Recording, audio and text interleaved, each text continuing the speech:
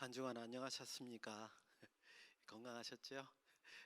저는 감기가 걸려가지고 목소리가 약간 이상합니다.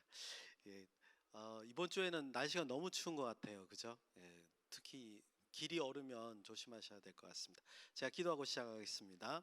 참으로 고마우신 아버지 하나님 은혜를 감사드립니다.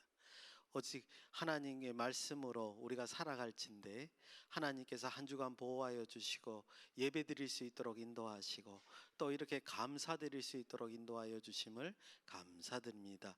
아버지 하나님 도와주시옵소서. 우리의 길을 인도하시고 함께 하시사 오직 하나님의 영광을 드러내는 귀하고 복된 우리가 될 수 있도록 인도하여 주시옵소서. 예수님의 이름으로 기도드리옵나이다. 아멘. 예, 오늘부터 이제 레위기 말씀을 들어가려고 합니다. 그런데 제가 오늘 레위기 1장을 하는 게 아니고요. 레위기 10장을 시작하려고 합니다. 레위기 10장 1절에서 11절 말씀을 가지고 레위기 말씀을 열어보려고 합니다. 왜냐하면 레위기 10장에 그 사건이 하나 있는데 그 사건이 시사하는 바가 우리가 레위기를 어떻게 공부해야 되는가를 잘 알려주는 그런 사건이 아닌가 싶어서 제가 그 말씀을 가지고 레위기 10장 1절에서 11절 그거를 이제 먼저 하고요. 12절에서 또 나타나는 또 에피소드라 그럴까요? 짤막한 에피소드가 있는데 그거는 다음에 10장 순서에 가서 그때 한번 다뤄보도록 하겠습니다. 혹자는 성경을 읽을 때 구약 성경에는 두 개의 수면제가 있다 이렇게 말씀들을 하십니다. 긴 게 하나 있고요, 짧은 게 하나가 있는데 짧은 것부터 먼저 말씀을 드리면 짧은 건 잘 모르실 수도 있어요. 역대기 1장에서 9장입니다. 뭐 아시는 분은 아시겠습니다만 역대기 1장에서 9장은 족보가 등장을 하죠.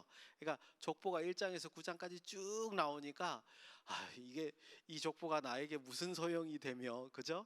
읽어도 무슨 소리인지 모르겠고, 저 어떤 특별한 그 의미도 모르겠고 하는 그런 부분이 등장을 합니다. 그런데 이스라엘 측면에서는 그 족보는 굉장히 소중한 족보이죠. 왜냐하면 포로기 이후에 이스라엘 백성들이 이제 포로지에서 돌아와서 나라를 다시 건립할 때 그 족보가 그 사람들의 정체성을 드러내는 겁니다.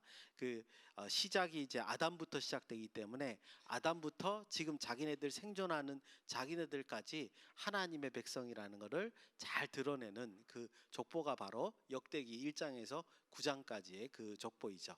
그래서 이제 그게 짧은 수면제에 속하는 부분입니다. 그러면 긴 수면제는 뭐냐? 예상하실 수 있듯이 레위기입니다. 레위기 전체가 이제 성경을 읽을 때, 왜냐하면 제사법에 대해서 읽어도 잘 이해가 잘 가지 않기 때문에 이제 그렇게 느껴지죠. 근데 레위기를 나누어 보면요, 레위기 1장에서 7장은 제사법이 등장을 합니다. 이제 다음 주부터 제사법에 대한 얘기를 하나하나 이제 말씀을 드릴 텐데, 그 다음에 이제 8장부터 10장까지는 이제 위임식 장면하고 오늘 10장고 사건 하나가 있고요. 그다음에 11장부터 16장은 이제 제의적 정결법이라 그래서 제사를 드리기 전 사람들이 어떻게 정결해야 되느냐 이런 것들을 다루고 있고요. 그다음에 17장에서 27장까지는 사회적 정결법이라고 해서 이제 공동체 전체가 어떻게 하나님 앞에 정결해야 되느냐, 그 삶이 어떻게 정결해야 되느냐 이런 것들을 다루고 있습니다. 그러니까 쉽게 말해서 레위기는 율법의 내용으로 꽉 차 있죠. 그런데 우리가 읽기만 하면 이게 마치 법전인 양, 그죠? 우리가 일반적으로 관련 없는 법들을 읽을 때 사실은 이해하기 어렵잖아요. 그래서 그 법같이 따분한 내용일 거라고 생각을 하는데, 그럼에도 불구하고 레위기가 우리에게 중요한 그 의미를 가져다 준다, 그렇게 말씀드릴 수 있습니다. 도대체 무슨 의미를 레위기가 가져다 줄까? 여러분 한번 생각해 보십시오. 우리가 이제 출애굽기를 쭉 한 해 동안 다뤄왔는데요. 출애굽기 가만히 보면 이 출애굽기 내용 속에 레위기가 언제 어디서 기록됐는가가 알 수 있죠, 그죠? 예, 오늘도 오늘 목사님이 이제 신명기 10장 말씀을 이제 다루셨기 때문에 이제 짐작하실 수 있겠습니다만, 레위기가 언제 어디서 기록되죠? 예, 출애굽한 지 3개월 지나서 시내산 아래에서, 거기서부터 이제 기록이 된단 말이죠. 하나님의 명령에서 기록된단 말이죠. 그래서 가나안 땅을 출발하기 전에 시내산 안에서 기록되는 게 레위기다, 이렇게 볼 수 있습니다. 그래서 출애굽기 배경을 좀 가지고 있는데, 출애굽기 내용을 한번 다시 되짚어 보면, 출애굽기 19장에서 하나님께서 이스라엘에게 정중하게 제안을 하시죠. 제가 한번 그 구절을 읽어보면, 너희가 내 말을 잘 듣고 내 언약을 지키면 너희는 모든 민족 중에 내 소유가 되겠고, 너희가 내게 대하여 제사장 나라가 되면 거룩한 백성이 되리라, 이렇게 말씀하셨단 말이죠. 그러니까 이 제안은 한마디로 말하면 이거는, 너와 내가 언약을 맺을래, 현대어로 바꾸면 너랑 나랑 같이 살래, 같이 동행할래, 이런 말로 이제 이해할 수 있단 말입니다. 그랬더니 이스라엘 백성들이 언약을 맺겠다 했습니다. 그래서 하나님께서는 20장에서, 출애굽기 20장에서 십계명을 하늘에서 친히 읊어주시고, 21장에서 23장은 모세를 통해서 율법의 내용을 이렇게 기록하게 하는 것을 볼 수 있습니다. 그때 제가 21장 설명할 때 이렇게 말씀을 드렸죠. 21장 1절에 내가 백성 앞에 세울 법규는 이러하니라 라고 이제 모세에게 전달하게 했단 말이죠. 그때 법규라는 말이 미슈파트인데, 그게 마땅히 해야 할 바라는 뜻입니다. 마땅히 해야 할 바를 이스라엘 백성들에게 알려라, 이렇게 했단 말이죠. 자, 그러면 지금까지 말씀을 종합을 하면, 이 율법이라고 하는 내용은 어떻게 정의할 수 있냐면, 어떻게 하면 하나님과 동행하며 살 것인가에 대한 내용이라는 거죠. 그러니까 율법은 그냥 법이 아니라는 말이에요. 어떻게 하면 하나님과 동행하면서 살까, 이 내용을 기록하고 있다, 이런 말씀인 겁니다. 그래서 지금 이 레위기를 시작하기 전에 이 말씀을 드린 거는 절대 이게 따분한 내용이 아니라는 겁니다. 지금 하나님께서 모세를 통해서 말씀하신 이 레위기의 내용은 하나님과 동행하는 방법을 알려주고 있는 거예요. 지금 현대 성도들에게도 레위기의 말씀을 정확하게 이해한다면, 어떻게 하나님과 동행하는가, 그거를 깨달을 수 있다는 말씀이죠. 왜냐하면 말씀은 영원한 겁니다. 그죠? 그래서 말씀의 그 의미를 우리가 정확하게 깨달으면, 다만 조심할 거는 뭐냐면, 우리는 레위기의 말씀을 곧이곧대로 문자 그대로 지킬 수가 없습니다. 왜 그러냐면, 우리는 성전이 없어요. 제사장도 없습니다. 그렇죠? 그리고 우리는 이스라엘 백성이 아닙니다. 우리 영적 이스라엘이라 그러지 이스라엘 백성이 아니죠. 그래서 지금 이스라엘 백성에게 주는 이 말씀을 문자 그대로는 지킬 수가 없다, 이렇게 말씀드릴 수 있습니다. 그러면 이걸 어떻게 하느냐? 여기에 담겨진, 그때 그 이스라엘 백성들에게 말했을 때의 그 말씀의 의미, 메시지, 하나님의 진리를 우리가 파악을 한다면, 그거를 현대 그대로 적용시킬 수 있는 거죠. 그래서 때로는 우리가 이제 문자 그대로 지킬 수가 없는 게 있죠. 대표적으로 제가 꼭 이 얘기를 말씀을 드립니다. 레위기 그 이스라엘 법에 보면 2가지 이상의 옷감으로 짜여진 옷을 입지 말라고 되어 있습니다. 우리는 옷을 다 벗어야 돼요, 그죠? 우리가 입는 옷은 기본적으로 2가지 이상의 옷감으로 만들어져 있기 때문에 안 되는 거죠, 그죠? 그렇게 할 수도 없는 거죠. 근데 그때 그 의미는 뭐냐 하면, 아시다시피 우리 앞에 성막을 배웠듯이 성막에 4가지 색깔로 이렇게 천을 짜서 하나님의 거룩성을 드러냈지 않습니까? 그러니까 2가지 이상의 옷감으로 짜는 옷을 입지 말라는 뜻은 뭐랄까, 그 거룩을 이렇게 하나님의 그 거룩성을 따라하는, 모방해서 자기를 드러내는 그런 일을 하지 말라는 거죠. 그런 의미로 우리가 해석을 하는 게 맞다는 겁니다. 그래서 제가 금방 말씀드린 대로 그런 메시지를 받아서 우리가 이제 지키면 되는 거죠. 그래서 레위기는 그저 따분한 율법을 설명하는 책이 아닙니다. 우리와 하나님과 함께 동행하는 그런 법을 알려주는 책이다, 이렇게 말씀드릴 수 있습니다. 그래서 우리의 삶에 이 레위기의 말씀을 잘 적용시킨다면 우리가 어떤 상황에 처하든지, 그다음에 어디에 있든지 간에 그 말씀으로 인해서 하나님과 동행하면서 하나님의 역사를 경험하는 그런 귀한 삶이 되지 않을까 생각을 합니다.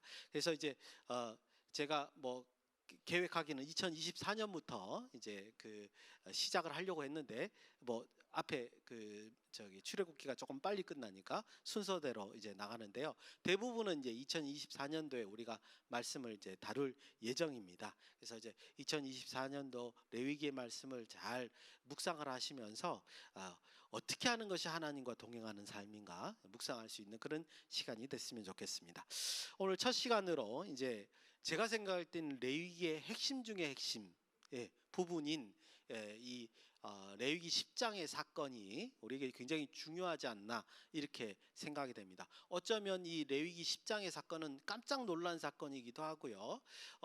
제사장에게 벌어지는 일이기 때문에 우리하고 관련이 없다라고 생각할 수 있겠습니다만, 이 의미가, 사건의 의미가 굉장히 레위기 전체를 아우르는 사건이 아닌가 생각이 됩니다. 이제 그 핵심적인 하나님, 이 사건에 대한 핵심적인 설명은 8절에서 11절 하나님의 설명에 그 의미가 담겨져 있습니다. 그래서 이제 이따가 풀이할 때는 8절에서 11절 하나님의 답변 속에서 앞의 사건이 무엇인가 이제 살펴볼 것이고요. 이제 10장 1절부터 시작해서 필요한 부분을 읽으면서 이 사건이 무엇인가 한번 살펴보겠습니다. 특별한 그 내용은 뭐냐면요, 이 사건이 굉장히 충격적인데도 불구하고 구체적인 설명이 없다는 거죠. 금방 말씀드린 8절에서 11절의 하나님의 답변 외에는 이 사건에 대한 큰 설명이 없어서 우리가 면밀하게 읽지 않으면 이 사건의 의미를 파악하기 어렵습니다. 먼저 1절부터 눈으로 보시겠습니다. 1절에 보면 사건의 내용이 1절, 2절 안에 이제 다 담겨져 있는데, 사건이 어떻게 발생됐는가를 알 수 있는데요. 아론의 두 아들 나답과 아비후가 그 8장 9장에서 이제 아론과 함께 제사장이 되었죠. 근데 10장에 와서, 그러니까 8장 9장에서 제사장이 됐으니까 제가 생각해도 시간이 그렇게 많이 지난 것 같지는 않아요. 근데 10장에 와서 이 사건이 성막 안에서 벌어진 겁니다. 여러분도 아시다시피 성막은 이제 거룩한 곳이라는 뜻이죠.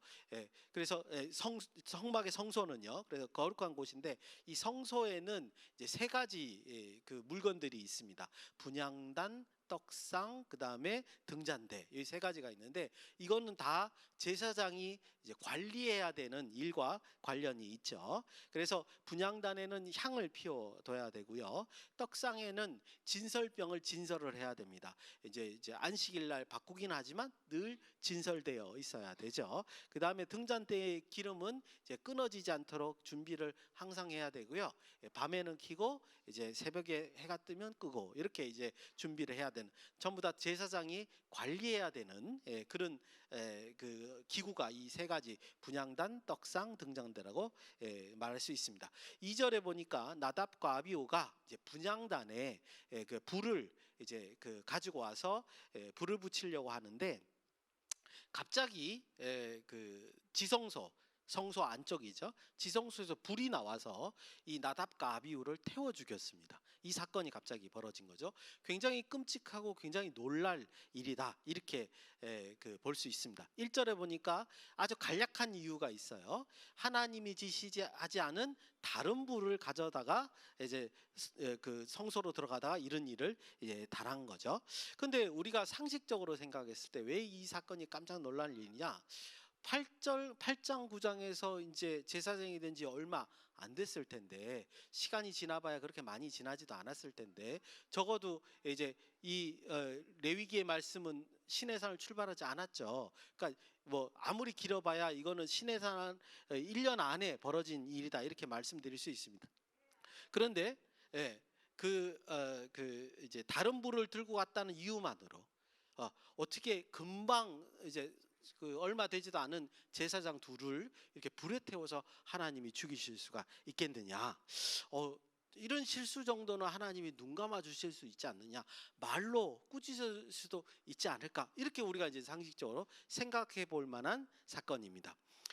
그런데 3절에서 하나님 말씀은 오히려 뭐 진리적인 성격의 조금 우리가 알아듣지 못할 그런 말씀을 우리에게 전해주고 있습니다. 우리 한번 같이 한번 읽어보겠습니다. 3절입니다. 시작. 모세가 아론에게 이르되 이는 여호와의 말씀이라 이르시기를 나는 나를 가까이 하는 자 중에서 내 거룩함을 나타내겠고 온 백성 앞에서 내 영광을 나타내리라 하셨느니라. 아론이 잠잠하니, 이렇게 되어 있습니다.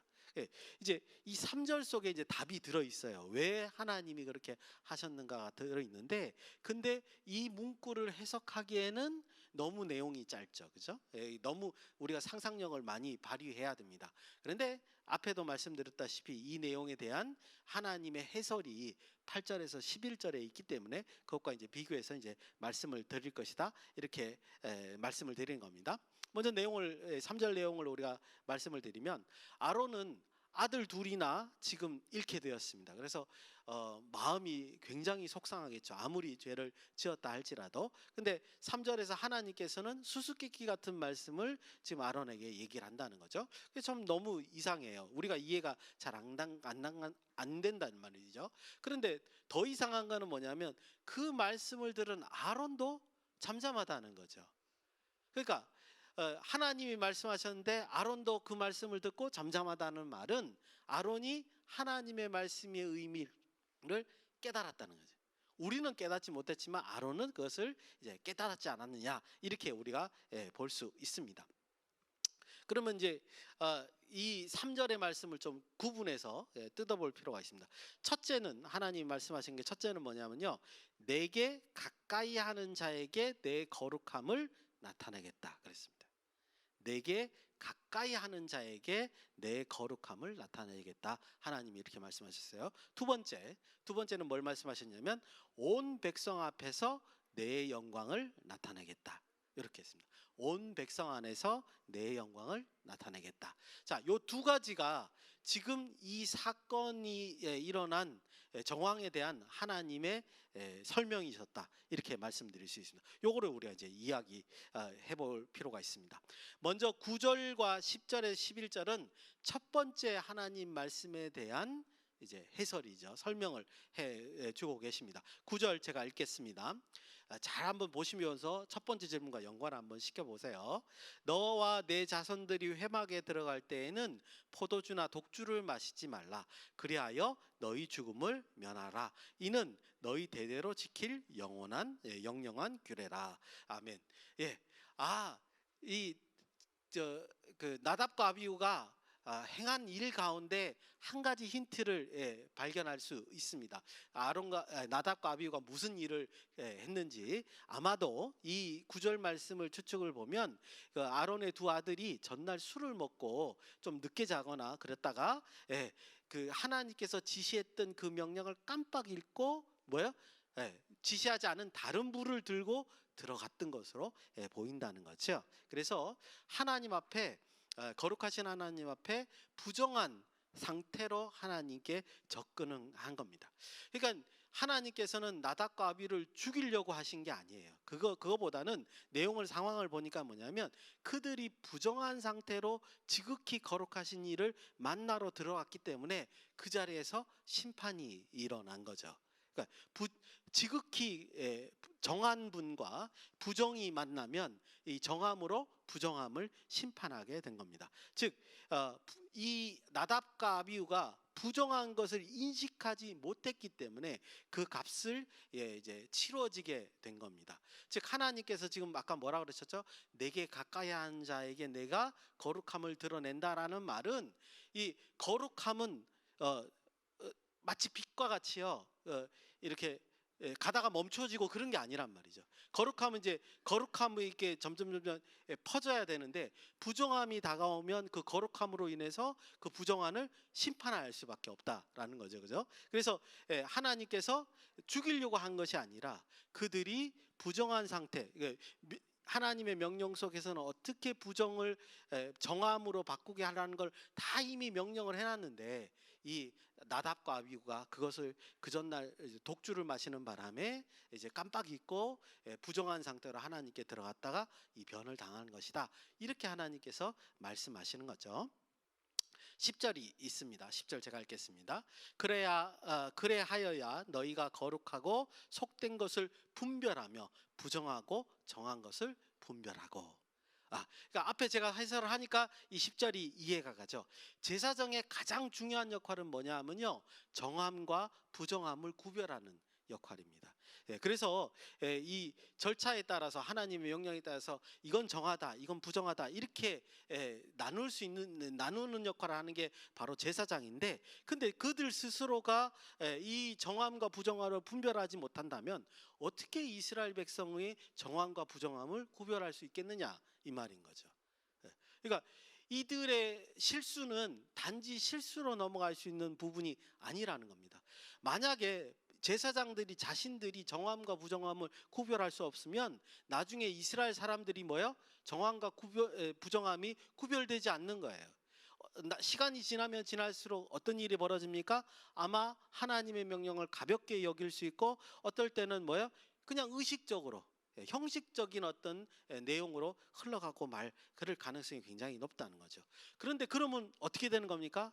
이스라엘은요 죄 중에 죽는 겁니다. 이거 아주 끔찍한 결과를 나타내는 거예요. 그래서 물론 이제 여러분들 꼭 기억하셔야 됩니다. 하나님께서 나답과 아비후를 죽이려고 한 게 아니고요. 이거는 하나님이 지극히 거룩하시기 때문에, 지극히 정하시기 때문에 부정함이 오면 그 부정함이 심판을 받게 되는 거죠. 이미 이것은 출애굽기 19장 시내산에서도 하나님께서 이제 이스라엘 백성들을 만날 때도 명령을 하셨죠, 그죠? 이스라엘 백성들이 내게 가까이 오다가 죽을까 하노라, 이렇게 이제 염려하시는 장면인데, 이거를 지금 아론의 두 아들이 이제 실수를 해서 이렇게 죽임을 당한 일이 벌어졌습니다. 그래서 나는 나를 가까이 하는 자 중에서 내 거룩함을 나타내겠다, 이렇게 표현하심으로써 이 거룩함이 나타나는 것은 어쩔 수가 없는 상황이라는 것을 충분히 이제 얘기한 것이다, 이렇게 말씀드릴 수 있습니다. 그 다음에 이제 두 번째 말씀을 이해하기 위해서는요 11절을 또 읽어봐야 됩니다. 11절 우리 같이 읽어보겠습니다. 11절 시작.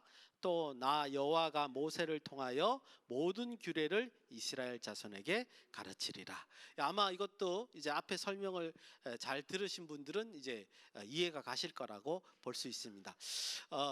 이제 이 하나님의 설명의 두 번째 말씀은 어떤 뜻이냐면요, 하나님께 가까이 하는 사람들에게 더욱 거룩하게 해야 된다는 것은 곧 그냥 단순한 책임, 단순한 실수, 단순한 임무 이런 개념이 아니라 더 많은 것을 지향하고 있기 때문이라는 말씀이죠. 하나님은 자기에게 가까이 하는 자에게 먼저 거룩함을 드러내고, 또 그들은 그 거룩함의 도구를 이스라엘 백성들에게 드러내야 한다는 겁니다.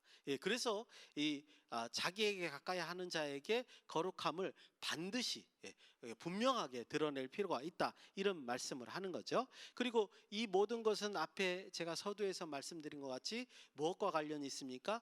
이스라엘이 살아서 하나님과 동행하는 것과 관련이 있다는 거죠. 우리는 그 사실을 잊으면 안 된다는 거죠. 그래서 하나님을 가까이 하는 자들을 하나님께서 도구로 사용하시는 거예요. 그러니까 여기서는 제사장이죠. 제사장을 도구로 사용하셔서 이스라엘 백성들을 거룩하게 만드시려고 하신다라는 걸 여기서 두 번째 말씀을 통해서 알 수 있습니다. 그래서 이 사건은요 단순히 제사장이 실수를 범해서 죽임을 당하는, 그래서 하나님 말씀을 토시 하나도 틀리지 않고 엄격히 지켜라, 그런 의미의 어떤 사건이 아닙니다. 물론 틀린 말은 아니죠. 토시 하나 틀리지 않고 지켜야 된다는 건 맞는데, 그 이면에 뭐냐면 하나님의 거룩함을 누가 이어야 돼요? 제사장이 이어야 되는 거예요. 그게 핵심적이에요. 이 사건의 본질은 하나님의 거룩함을 제사장이 이어서 그 거룩함을 이스라엘 백성들에게 드러내야 된다. 이게 핵심적인 사항이다, 이런 말씀인 거죠. 그래서 그 말씀으로 짧게 묵상을 한번 해보겠습니다. 금방 말씀드린 거를 이제 먼저 짧게 두 가지로 요약을 하고, 그리고 이제 한 가지 묵상을 해보겠습니다. 제가 먼저 뭐라 그랬냐면, 먼저 율법을 제가 어떻게 정의를 내렸죠? 하나님과 함께 동행하며 사는 법이다, 이렇게 말씀을 드렸습니다. 그래서 이 원리를 오늘날에도 알아서 깨달아서 적용한다면 현재 우리도 하나님과 동행하면서 살 수 있다, 이렇게 말씀을 드렸죠. 두 번째, 특별히 하나님을 가까이 하는 자들이 어떻게 해야 된다고 말씀드렸습니까? 그 거룩을 유지해야 된다고 말씀을 드렸다. 더욱 거룩해야 된다, 이렇게 말씀을 드렸습니다. 그래서 그 거룩함을 이스라엘 백성들에게 이제 가르치고 전달해야 된다, 이렇게 말씀드렸습니다. 자, 이 두 가지를 사실을 가지고 묵상을 하면요, 그럼 현대에 와서 적용했을 때 여러분, 여기에 본문에서 말하는 하나님을 가까이 하는 자가 현대에서는 누구라고 생각을 하십니까? 이런 걸 물어보면 많은 분들이 목회자들이요, 그렇게 말씀하십니다. 아닙니다. 하나님을 가까이 하는 자들이 누구죠? 성도들입니다. 성도들입니다. 베드로전서 2장 9절에 10절, 너희는 택하신 족속이요 왕 같은 제사장들이요 거룩한 나라요 그의 소유가 된 백성이니 이는 너희를 어두운 데서 불러내어 그의 기이한 빛에 들어가게 하신 이의 아름다운 덕을 선포하게 하려 하심이라. 아멘. 그죠? 하나님을 가까이 하는 자는 누구예요? 성도들입니다. 목회자들은 그 성도들 가운데에서 이런 직분들을 받아서 일을 하는 거죠. 똑같은 거죠. 그죠? 그래서 성도들이 하나님을 가까이 하는 자입니다. 그렇다면 현대에 와서도 하나님을 가까이 하는 자는 뭐예요? 세상보다 더 거룩해야 되는 거죠. 너무나 당연한 거예요. 그리고 하나님의 거룩을 세상에 알려줘야 된다. 만약에 그러지 않으면 어떻게 되는 거예요? 하나님 역사가 교회 안에 있지 않는 거죠. 성도 안에서 일어나지 않는 겁니다. 우리는 이렇게 생각해 볼 수 있어요. 왜 우리 안에 기적이 일어나지 않느냐? 우리가 하나님의 거룩을 드러내지 않기 때문이다, 이렇게도 역으로 말씀드릴 수 있습니다.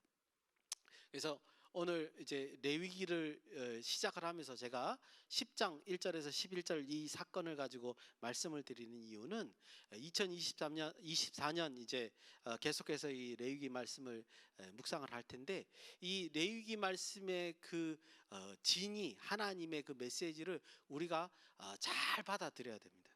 그래서 레위기의 말씀의 의미대로 하나님의 거룩을 드러내셔서 2024년에는 하나님의 기적을 경험하시고 기적을 세상에 알리는 저와 여러분이 되시기를 예수님의 이름으로 축원드립니다. 기도하시겠습니다. 고마우신 아버지 하나님, 은혜를 감사드립니다. 오직 하나님의 말씀대로 살기를 원하오니 우리를 인도하여 주시옵소서. 우리를 깨우쳐 알게 하시고 말씀이 우리 심령에 새겨지는 귀한 역사가 2023년 이 마무리되는 12월에 그리고 2024년 새해에 우리에게 임할 수 있도록 인도하여 주시옵소서. 예수님의 이름으로 기도드리옵나이다. 아멘.